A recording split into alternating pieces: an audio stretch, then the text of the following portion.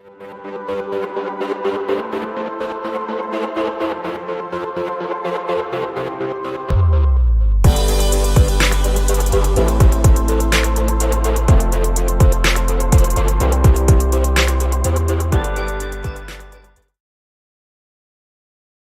everybody, welcome back. This is Dawn and Elad, CEO of P3 Tech Consulting and your host for the Dawn of Drones podcast on DroneLife TV. We are so happy to be with you today. We're about a week out from AUV Exponential and we are talking with thought leaders all month long. And we kicked it off with our month sponsor, Don Bershoff, CEO of TrueWeather. Last week we had Dr. Jack Elston, CEO of Colorado-based Blacksmith Technologies. And if you missed any of these, don't forget, you can watch all of them on demand on DroneLife TV. If you haven't subscribed yet, absolutely go ahead and do that. You'll get notified every time we go live. So today we are so fortunate to have with us Elad Shalev from Skywatch AI.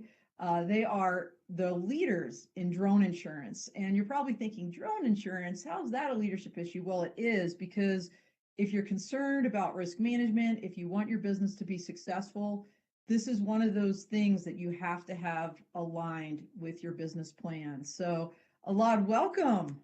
Thank you. Thank you. Thank you for having us again. Happy to be here. Yeah, absolutely. Well, Elad says again, because for those that have been following me, about a year ago, I had Yuval Caspi from Skywatch on my legacy podcast called Drones at Dawn. That was affiliated with with Inner Drone, and I believe Yuval was one of my first guests ever in February of 2021. And in fact, Mike has that link, so I know he's going to drop that in the chat. Speaking of chat, everybody, you're out there. Let us know who you are, where you're from. Ask Elad your questions, because I know you're going to have some. This is such an important topic. And of course, always give us positive encouragement. We love that. So thanks, Mike, for dropping that. Appreciate it. So let's talk a little bit about you, Elad. By the way, everybody, fun fact, Elad is also an attorney. He's coming to us live from Israel. And we talked a lot about this on Clubhouse. If you missed that, you can also listen to that replay. It was really fun. But you're a licensed attorney in Israel, and you have a passion for drones, and somehow that all collided, and you came to work for Skywatch AI. Tell us about that journey and your background. So you said it very well. Since I was a young kid, I thought drones are the coolest thing on earth. And growing up and becoming a lawyer, it actually connected perfectly with Skywatch. Today I work as a marketing manager, and I play with drones all day long, and I get to also play with law. That can be really cool sometimes. So yeah, for me, it's a dream come true, and I feel very lucky to be where I am.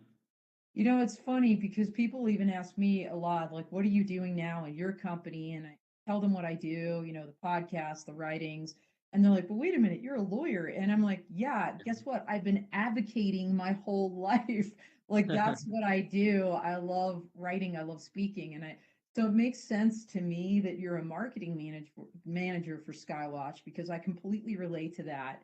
And the training that we get, I think, and the critical thinking skills really lends itself to being very effective in the marketing sector. So, but that's really, and you and I both have this passion for drones and drone policy and drone law, and obviously working with Skywatch. So most people know what Skywatch is and does, but let's kind of talk about the origin story, because Skywatch did not start out as an insurance company, right? So tell us what it really was about initially and how it's evolved over time.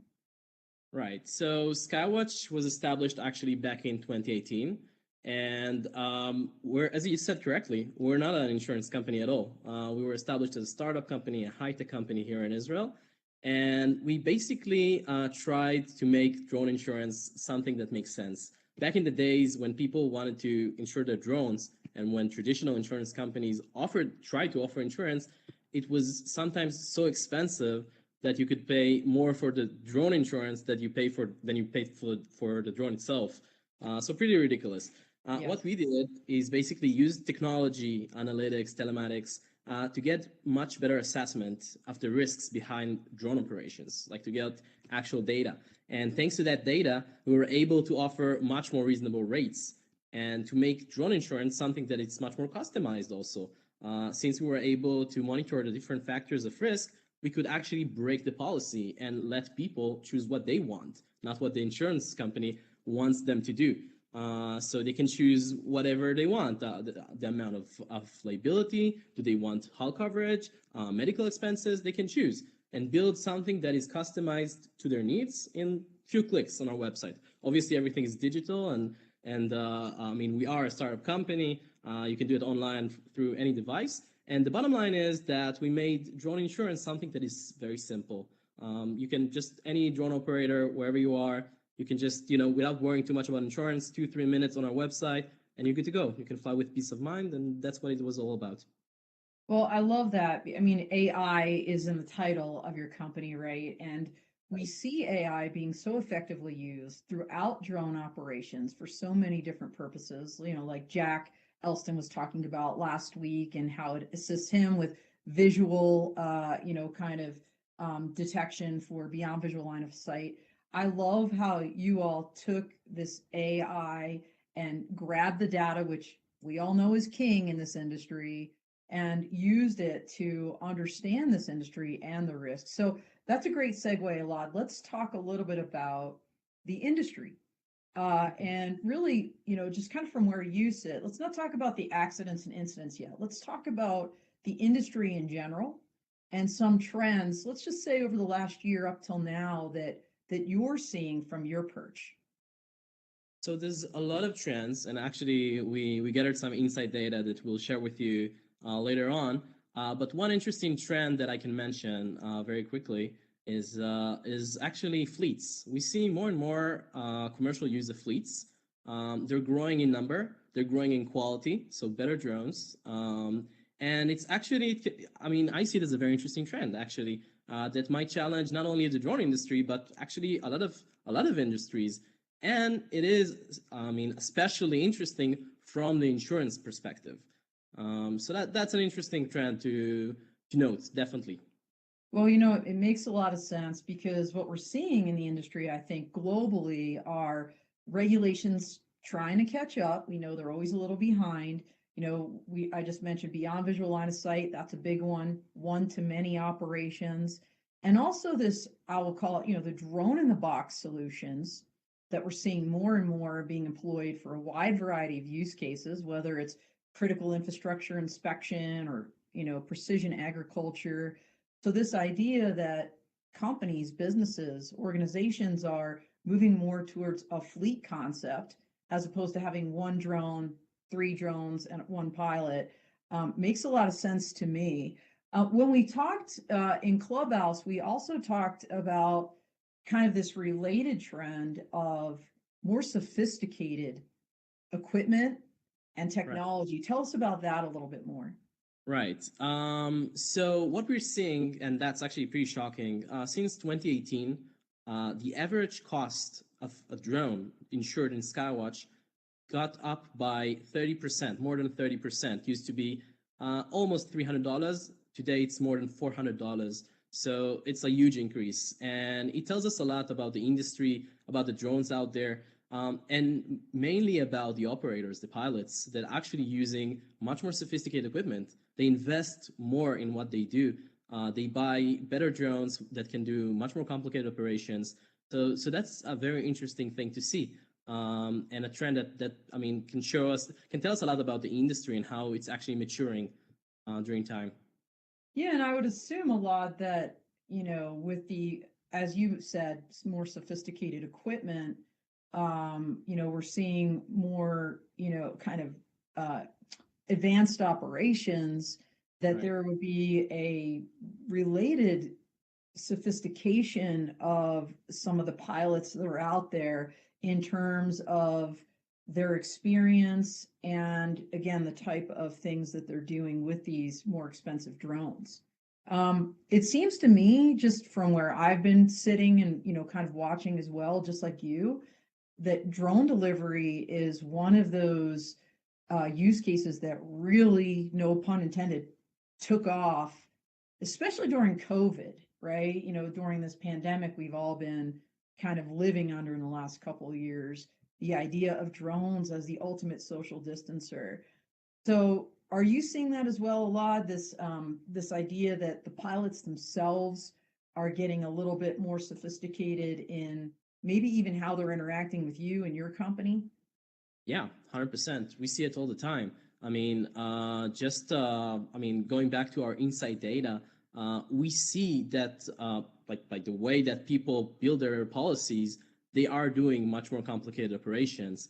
Not just as I mentioned earlier, involving more drones, but actually doing stuff that require higher liability. Sometimes they do things worldwide, not only in the U.S. We in many cases need to tailor policies for the needs of a certain company or a certain customer that is doing stuff that a few years ago, you couldn't imagine. I remember seeing a post in one of those drone community forums of how you used to film Hollywood movies like a few years ago Oh, yeah. with a guy sitting on a helicopter and like this super complicated Oh, operation. right. We do it today with drones. Very I sophisticated. have to say, Elad, you are so right. And I am such a nerd that it almost ruins every movie I go to now because I'll be watching and I'm like, oh, that's totally a drone shot. And I'll be hitting my husband like that one was a drone shot. And but no, you're absolutely right. So many additional use cases. What I want to talk about a little bit, and I don't want to get too deep into this, but I think it's worth repeating, even though we talked about it with Yuval last year. And by the way, it's in an article I wrote for DroneLife after that podcast. So, Mike, if you wouldn't mind dropping that article link to the previous DroneLife piece, let's kind of give a quick overview of the different kinds of insurance because you're alluding to it. But for those that really aren't familiar, this idea of whole insurance versus general liability and some of the other things that you're seeing more and more as a need for folks in this industry. Okay, so I'll make it simple because that's how we like it at Skywatch. The most important thing is the two basic kinds of insurance. The most basic one is liability, actually. So let's imagine a drone operator. Something happens. His drone is I don't know creating some kind of damage. Okay, liability will cover the cost of the person that got the damage. So if my drone flew into a car, Yeah. liability will pay for the car owner, okay, Yeah, for the like the damage. injured party, if you will. Exactly, exactly. And at that point, you can choose how much liability do you want, to which extent. The more complicated your operations are, as the risk factor is higher, you would want higher liability, obviously. Well, Um, and a lot of oftentimes a client or a customer will drive that amount that people have to buy because they'll put it in the contract, right? They'll say, "Oh, you're going to do this for us. Well, then we want to see proof of insurance at this amount, general liability, with us, customer as an additional insured." Correct, correct, and that's a very important point. It's very important when you're leading an operation for a customer to check that you actually have the right liability that they ask you for in the contract. Many companies we didn't talk about it yet, but it's not yet an obligation by law to have drone insurance. But employers do require you to do insurance, obviously, and in many cases they also ask you for a certain amount of liability. Yeah. So that's the most basic insurance that you have to have, and that's the basic part. The second one and the most common one is hull coverage, or I'll say covering yourself. So going back to the example, something happened to the drone, damage happened to my own drone or my own equipment, hull Right. coverage will cover myself. It will cover me also in cases of theft or other incidents that might happen that can, obviously cause me losing a lot of money. Yeah, So that's if I yeah, recall correctly, someone in Clubhouse did specifically answer that question, ask that question about theft, because sadly we are seeing more of this. Where a drone pilot will have their equipment, they'll run into somewhere to grab food or something, and the car's broken into. So I've seen that on some of those Facebook pages where people are complaining, and now there's even people that have, I think DroneSec created a place to track. You can report those thefts and all the information out about your drone, and then they alert, I think, law enforcement agencies that, hey, this is stolen. So that's kind of cool. But anyway, I don't mean to digress. But No, so but you're it talking is about, very important. It is very important because it is a very common issue. Going back to our inside data, it's one of the more common claims that people have. I went somewhere and someone stole my drone from my car. So what you feel by the comments you're reading is actually backed by data. It is very common, and that's part of the reason it's very important to have hull coverage for your drone. so the general liability, hull coverage seem to be the two most common. But I think it's a great segue, Elad, to talk now a little bit about the trends then you're seeing, because I think that informs what people actually need or should be thinking about. So tell us about some of that insight trend data that you're seeing from Skywatch. Yeah. So one interesting point regarding actually hull coverage is that we're seeing it increasing every year. More and more people are doing hull coverage. In fact, 34% of the market of drone operators that do drone insurance choose to cover themselves. And why is it that interesting? As we mentioned earlier, the companies, the employer, require people to do liability, but they don't require them to cover themselves. The fact that more than a third of pilots choose to cover themselves teaches a lot about again, the industry. People care about their equipment more than ever. People understand the importance of insurance more than ever, and the industry as a whole is more professional. People, it's not a hobby. Okay, that's I think the bottom line here. It's not a hobby anymore. It's not just playing with drones. It's a profession, and you need to cover yourself. And it can tell us a lot about the industry. Actually, it's a very interesting trend. But by the way, as part of hull coverage, you don't have to do that. But a lot of people, almost 10% of customers, choose to insure their extra equipment. So their camera. Like, yeah, I was going to say, so like like if they, I mean, I know from what I hear, LiDAR sensors, as an example, are super expensive. Right. So I imagine people are insuring things like that. Yeah, 100%. And there's more and more stuff every year. Since the industry is growing, there's new equipment all the time. And yeah, people definitely invest in it and they want to be covered. So that's definitely very interesting. And I guess the second one is going back to what we said earlier. Operations are becoming more complicated. People ask for stuff that they didn't ask for in the past. I think one interesting interesting thing to note is privacy. Something people don't always think about when it comes to drones. So how do you ensure your operations for privacy purposes? So it's not always in your policy, but you can add it to your policy actually if you want so. And talking about deliveries and flying in urban areas, sometimes your drone can take pictures that it's not supposed to. And people today apparently are very much aware of their privacy, and they can get to you and they can actually sue you. So it's not a very common thing, but it definitely something that happens. And obviously, the more you fly around people, it happens more. So that's an interesting trend. I didn't know, we didn't talk about that in Clubhouse, and I didn't know that. I never really thought about that a lot. And actually, I'm giving a talk next Tuesday about privacy, data privacy, and considerations for businesses. So I'm telling you now, I'm adding that to this talk. I think it's at 4:30 Tuesday afternoon at AUVSI Exponential, and that's the topic I'm speaking to. So I'm adding that to my slides. So you're getting a shout out at AUVSI there too. Great. Really, it makes a lot of sense though. I never thought about it, but I don't know about globally. Well, okay, I'll take it back. Globally, the European Union, I think, is pretty aggressive when it comes to privacy with the GDPR, and then now they even have an AI regulation, that relates to biometrics and all. And in the United States, there's a number of states that also, have the Privacy Protection Acts, Consumer Privacy Protection Acts, that are very broad and could encompass UAS operations. So Makes a Yep. lot of sense to me. Okay, so that was number two. Do you have a number three on trends that you're seeing from your data? Another trend that one goes back to basic, so back to liability. Yeah, Employers ask people for much higher, I mean, pilots, drone operators for much higher liability than they used to. yeah, Even though I'll explain how we see that. Even though our prices didn't change since we started, right.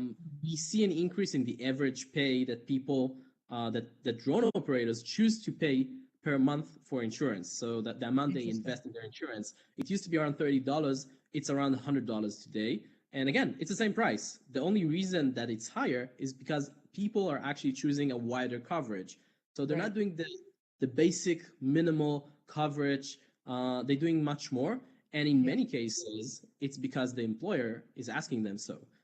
He knows that what he's asked, I mean, the operation is very complicated. The risk is very high. Maybe there's a right. couple of drugs involved. So he needs higher liability. And that's part of the reason we're seeing this increase.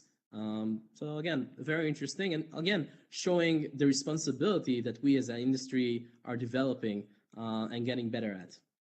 No, that's great stuff. By the way, I want to mention real quick, Barry Alexander is out there saying he's listening in and said hello. So, hey Barry, thanks for Hey, listening in. Mary. Appreciate you.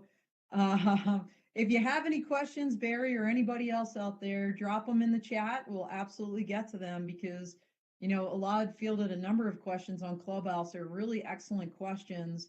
And we'd love to actually shape this podcast to be what you all want to hear about. I certainly have questions lined up for Elad, but it's all about you and what you guys want to know. So let's talk a little bit about, you talked about some of the trends you're seeing in terms of people requesting coverage. Right. Let's talk about some of the safety trends that you're seeing as well. I know that one of the things we did talk about last week, maybe not surprisingly, is that a number of accidents and incidents are actually caused by weather. Right. And so this is my chance to shout out True Weather Solutions again, our month sponsor, doing amazing things, helping kind of fill that data desert, that gap for low altitude microclimate information and data through an ecosystem of sensors and a network. So again, check out Don's podcast. We talked a lot about that. But it makes sense that you're seeing a lot of claims about weather, but like what kinds of things are you seeing a lot? So weather is a big thing for sure. I mean, as I mentioned in your clubhouse, wind is a strong factor, and too many people just don't check the weather before they go out for their operation. So it's very important to bear in mind if your drone is actually capable to deal with the weather, if the operation that you're actually that you want to perform is something that you can do in this weather condition. Right. There's a lot of also classic stuff like flying into a tree. Like yeah, I mean it's funny, but like it things that happen and it's actually pretty common. We also mentioned like I mean just something funny to note on our clubhouse that birds are a big issue, and I mean we see it more than you would expect. Eagles, taking away your drone, all kind of stuff that people don't always bear in mind, Right. and and it happens. It happens quite a lot. So that's another thing that I think is interesting to note. And one last thing that maybe people can avoid, I'll say, more than the things that sometime a lightning hits you, right? Right. But something that you can actually do in order to avoid accidents is to check the reception. We know there's areas where the reception is not good enough, and usually, in many cases, many claims, in the end of the day, we discovered that that was the reasoning behind the accident. And it's very easy to check it from advance and make sure everything's working well. You can check in forums. There's actually areas that are more risky than others. So if I can give you one tip, one safety trend is to check in advance, and it can definitely help you avoid these accidents. Yeah, I mean, there are definitely areas that are GPS denied, and if your aircraft relies on that and you don't have something like, former podcast guest, in fact, another company from Israel, Elsite, and their Halo solution, if you don't have something like that on board that's going to sniff out connectivity and make sure you have continuous connection, and you're in an area where this could be shaky, why go there? I mean, here's the other thing I was thinking as you were talking a lot was I don't know that especially a professional pilot that takes the time to buy insurance is not checking the weather. My guess is they're not getting the right data to make informed and correct decisions.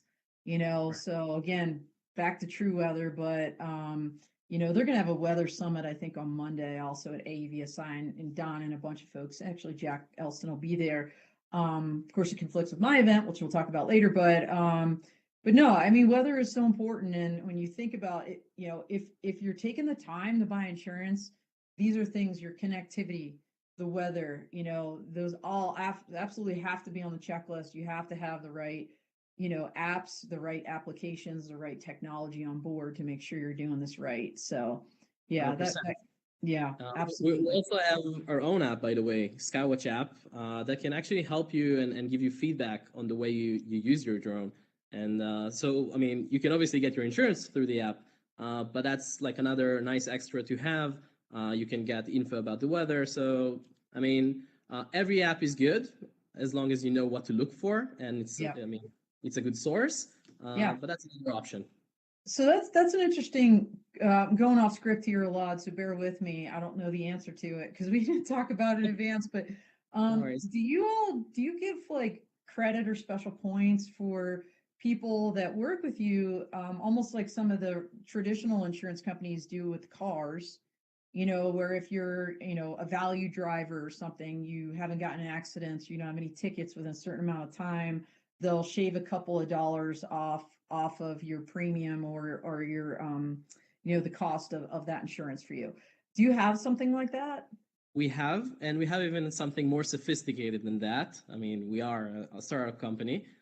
We actually have scores. We give scores to pilots, and you can actually get discounts on your insurance if you're a good pilot.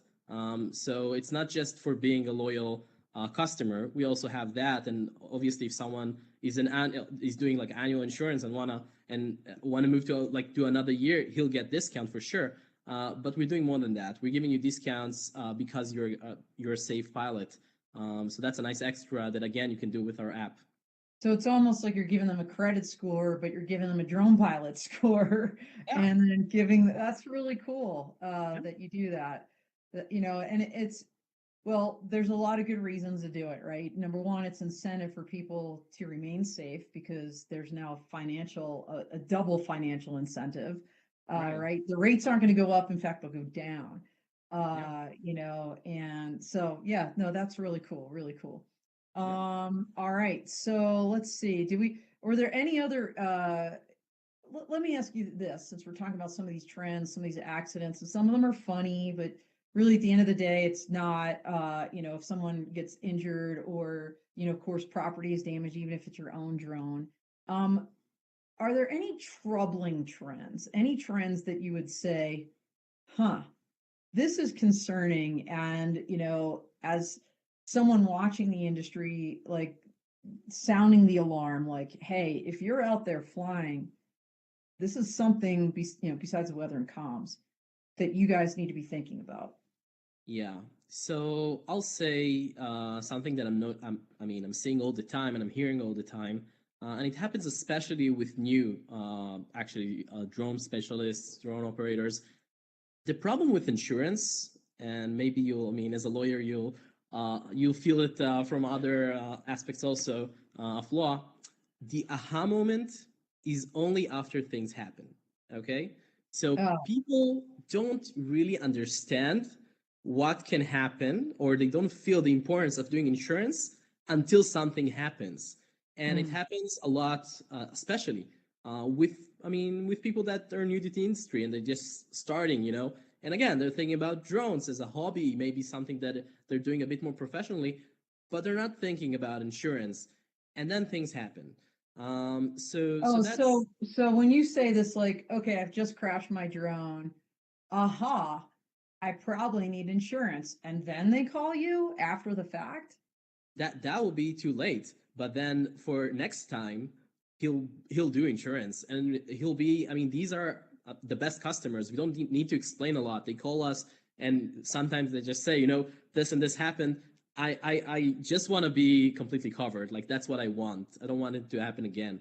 And that's a challenge with insurance. That's part of the reason we in Skywatch put education, like educating the industry, as one of our main goals. I mean, we see ourselves as part of the industry, part of the community, and we take it very seriously to educate people about the importance of insurance. We're doing webinars, we're doing all kind of events. We've been to a couple of big events recently. That's like one thing that is very important to make sure people understand the importance of insurance, even though it's still not something you're obligated by law, and especially with people that are just starting. Yeah, that's an important point. So what are some of your educational platforms? I assume your website is chock full of information. Sure. You mentioned some events. Like if someone is out there and they're like, where can we get educated more about these issues, insurance, what I need to know, or even just how to plug in the Skywatch AI, where would you send them? What are some of Yeah. the best resources you would send them to? Okay, so in-house stuff, definitely check our website. We're uploading blogs all the time about the industry in general, news and stuff, but definitely a lot of stuff about safety and insurance and how to be more professional in the end of the day. You can definitely subscribe to our newsletter, also on our website. You can check our events. If you'll follow us on social media, every once in a while we'll upload an event. This, for example, that's an initiative, like being in this podcast. We see it as also part of it is educating and talking about insurance. So things like that are things that we will put on social media, and just follow us, and you'll see it. But if you want to do something tailored for you, for your school, we worked with a bunch UAV Coach and Drone U and Pilot Institute, many schools like that basically teach people how to become drone operators. If you want to have a webinar with us for free, we're coming wherever people want to hear us. We'll be there, and we'll give you the information. You want to have a blog on your website, you want info to put on your website, just explaining about insurance and what you need and what you don't need as a drone operator. We're all for it. Talk to us, send us a message, and we'll be there for you. So yeah. Well, that's awesome that you're plugging into education, because I agree 100%. It's all about education. And I love that you do that for free for people. Fun fact, my book is finally coming out that I authored. It's with the Unmanned Safety Institute. And it's called Unmanned Aircraft Systems, Legal and Business Considerations, a Modern Primer for the Industry. And I'm going to do a book signing next Tuesday at 3 o'clock at AUVSI Exponential. But I mention this a lot because one of my last chapters, I talk about all of these business considerations, whether it's safety management systems, privacy policies, and I say you need insurance. Insurance is one of those things that, as you're thinking about your business plan, that needs to be a part of it. Speaking of which, John Reynolds is out there. He's asked an excellent question. He's a Part 107 pilot, works for a company that has its own drone insurance. And he's wondering, should he also carry his own individual drone insurance? And I'm guessing your answer is going to be the lawyer answer. It depends, because you might need some more facts. You might need some more facts from that one. But just based on what John has asked, what can you tell him? Yeah, so it depends. But what we recommend in Skywatch is to make sure your name is in the policy. So if the company did a wider insurance and your name is in there, that's 100% okay. If your name is not there, that can be problematic in certain cases.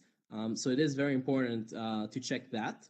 And also, be part of the reason it's complicated is the question: when are you working for the company, and when are you doing other things? Right. So many drone operators don't do full time with one company, or they do stuff with the drone outside of work hours, and then you will need drone insurance for yourself, since you're doing something that is, I mean, it's not part of your job in this company. So that's another Right. thing to note. But Well, that's just just from my experience as an attorney working for the military for almost 30 years, there's this whole thing also called within the scope of your employment. And so, if for some reason you're actually on the job for that employer, but maybe you venture outside kind of the scope of what they want you to do in some manner, even if it's, say they say, well, look, this was an intentional act. We have a policy, you violated our policy by flying in this area or at this time. And as a result, you're out of scope. Therefore, we're not going to cover you with our insurance.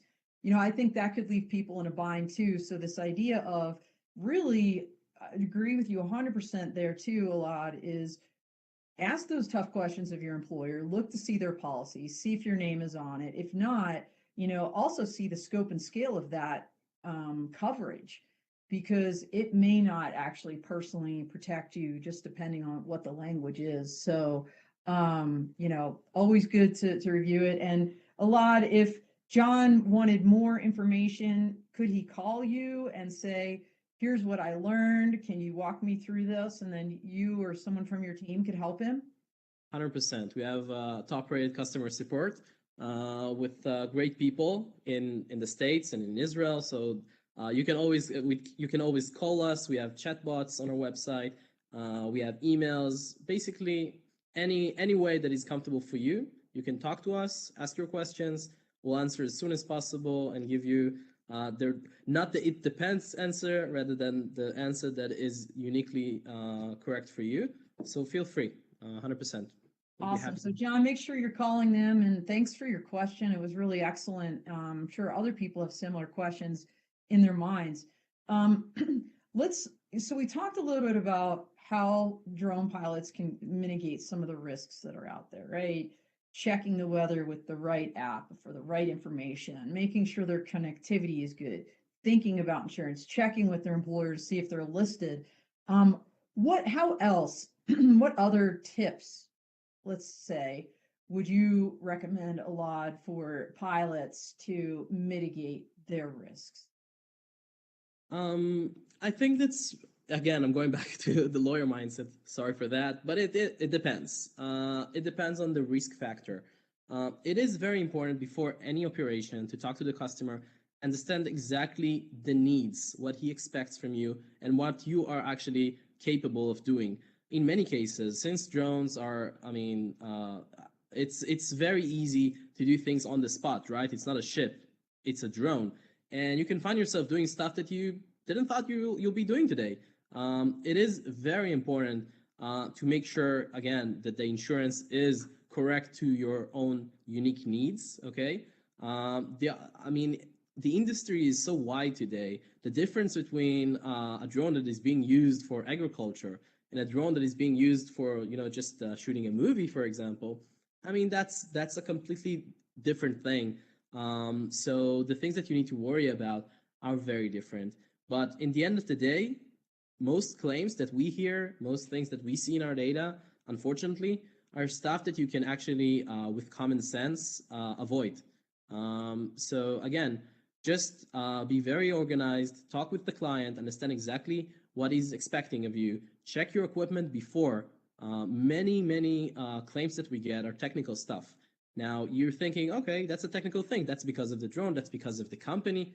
Not necessarily. Sometimes it's stuff that if you would look before and check your equipment, you could actually avoid the accident. So checking your equipment, checking your drone before the operation it sounds like something that is obvious, but it happens too many times. So just very straightforward. Make sure you're doing, as we said earlier, the checklist, checking reception, and so on will help you avoid accidents, definitely.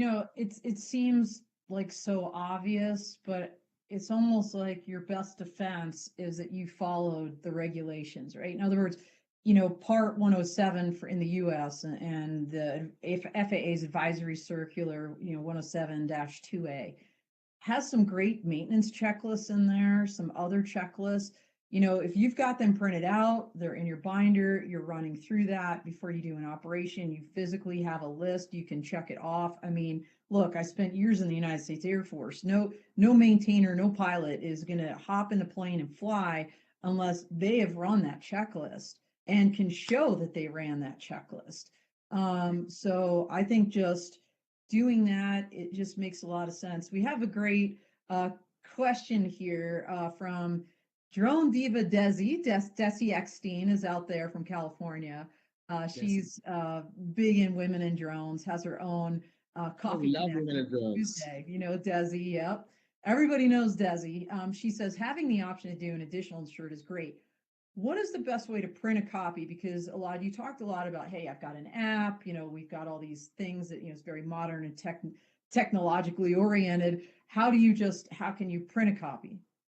So very simple. The second you finish, like clicking the OK for your policy, after the 2-3 minutes that it took you to customize the policy that you need, you'll basically get a policy to your email with your logo already and everything you need. That's it. You're good to go. So you can basically send it online. You can print it from any computer, but that's it. I mean, there's nothing else you need to do more than that.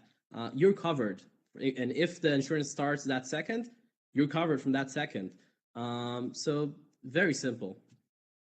And her second question is, can I print a list of drone fleet insured? Yes. Yes. If you have definitely. So what we recommend is if you have a fleet, talk to us. We'll create something for you, okay, uniquely to your needs. Because again, we didn't mention it now, but we talk about it in Clubhouse. I think like imagining, John the drone operator, right? Using his drone. So I mean, there is a certain amount of risk using your drone, right?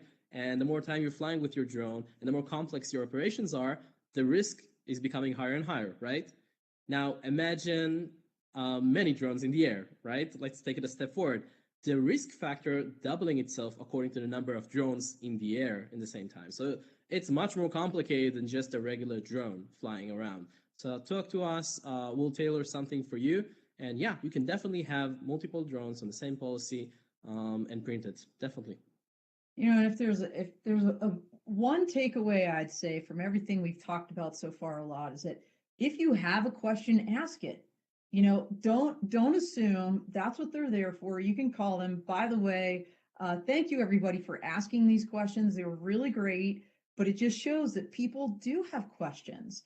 And so absolutely pick up the phone, get on your computer, do the chat, whatever it takes, but don't assume things and don't just operate in a vacuum when you can easily get these answers. 100%. By the way, Morgan McCauley's out there saying loves the show, so thank you, thank you, thank you.